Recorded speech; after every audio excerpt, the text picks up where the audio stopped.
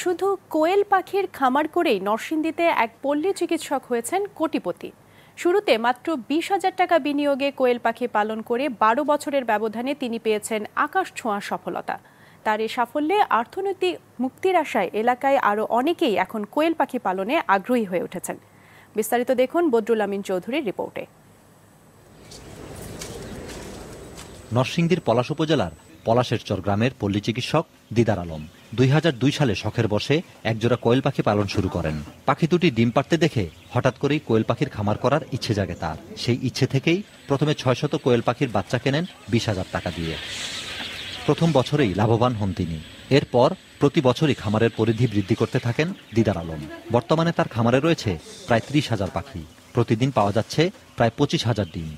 প্রথমবার যখন আমি পাখি করি তখন সবাই হাসাহাসি করছে, এক ধরনের টিটকারি করছে, মানে যাই যে মন্তব্য করছে, কিন্তু লাস্টে এখন দেখা গেছে সবাই আমার প্রতি আকর্ষণ হয়ে উঠছে।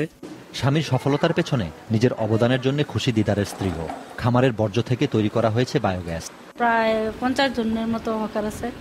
এই হকারগুলো আমি ডিম দিতেছি, আবার পাখির খাবার পানি, ইনকিউবেটরের তাপমাত্রা দেখাশোনা এগুলি করতেছি। সারাদিন মনে করেন আমি খুচরা ডিমে বিক্রি করি 2-3 হাজারের মতো। কোয়েল পালনের এমন সফলতা এখন স্বপ্ন দেখাচ্ছে এলাকার বেকার মানুষকে। এই ব্যবসাটা মনে করেন আমি 4-5 বছর ধরে চালাইতেছি। এখন আমি এই ব্যবসা করে মনে করেন আমার সংসার চলতেছে। লেয়ার মুরগি বা ওইয়া মুরগি যেগুলো এটা দিনের দিন এটা আর বেশি উপরস্থ ভাই আর বেশি বাড়তেছে। 7 দিনের ওইলে ডিম দেয়।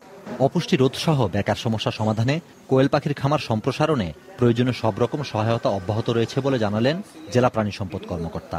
কোয়েল পালনের মাধ্যমে বাংলাদেশের দারিদ্র্য বিমোচন এবং বেকারত্ব দূরীকরণে যথেষ্ট ভূমিকা রাখছে। তার খামারে পরোক্ষ এবং প্রত্যক্ষভাবে এই কোয়েল পালন এবং কোয়েলের ব্যবসার যারা জড়িত প্রত্যক্ষ এবং পরোক্ষভাবে প্রায় 1000 বেকার যুব এবং যুব মহিলা কাজ করে আসছে।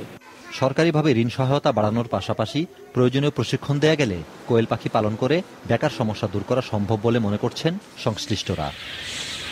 বদরুল আমিন চৌধুরী, মাছরাঙা সংবাদ, নরসিংদী।